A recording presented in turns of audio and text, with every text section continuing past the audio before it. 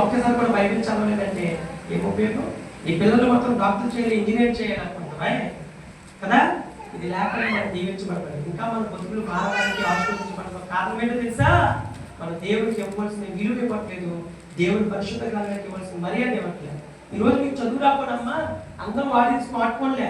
Google play స్టోర్కి వెళ్ళి Bible store అని కొడితే, బైబిల్ యాప్ అని కొడితే బైబిలే సెల్ ఫోనే చదువుతారు. మీరు ఇంటి వంట పని చేత కూడా వినొచ్చు. మీరేం చదువు రాదని తప్పించుకోవడం అవసరం లేదు. టెక్నాలజీ వచ్చింది, అర్థమైందా? టెక్నాలజీ వచ్చింది, వాడాలి కొంచెం. ఈ విషయాలు ఎందుకు చెప్తున్నానంటే, ఈరోజు ఉపవాసం కూడా ఎంతో పెట్టించుకున్న నీకు 3 రోజులు ఏదో బాధ్యత ఏంటి, లాస్ట్ రోజు భోజనం పెట్టుకుని చంపలు కొట్టుకుని జబ్బలు కొట్టుకోవడం కాదు.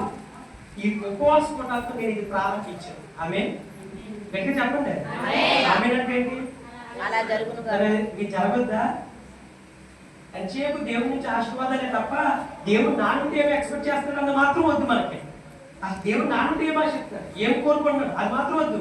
ఎంతసేపు దీవించే ఇల్లు కట్టే, పెళ్లి కూతురైపో, ఇదైపో ఇదే అడుక్కుని పోతుకు ఎప్పుడు. అసలు దేవుడు ప్రభావ నువ్వు నా నుండి ఏం ఎక్స్పెక్ట్, వాట్ ఎక్స్పెక్ట్ ఫ్రమ్ మీ, నా నుండి నువ్వేం ఎక్స్పెక్ట్ చేస్తావు ప్రభావ, ఐ విల్ గివ్ యూ అన్నది లేదు. అడుక్కోవడం అలవాటైపోయి దేవుడికి ఇవ్వడం మర్చిపోయాం. ఏదో తెచ్చి ఒక సందర్భ తెచ్చేసి ఒక 10 రూపాయలు పాలకి వెళ్తే మన దేవుడికి ఏదో పెద్ద గొప్ప త్యాగం చేయాల్సిన అన్నట్టు ఫీలింగ్. ఇలాంటి మీటింగ్స్ అప్పుడు లాస్ట్ ఏదో కూరగాయలు కట్ చేసి కుర్చీలు సామాన్లు ఎత్తితే నేను కాబట్టి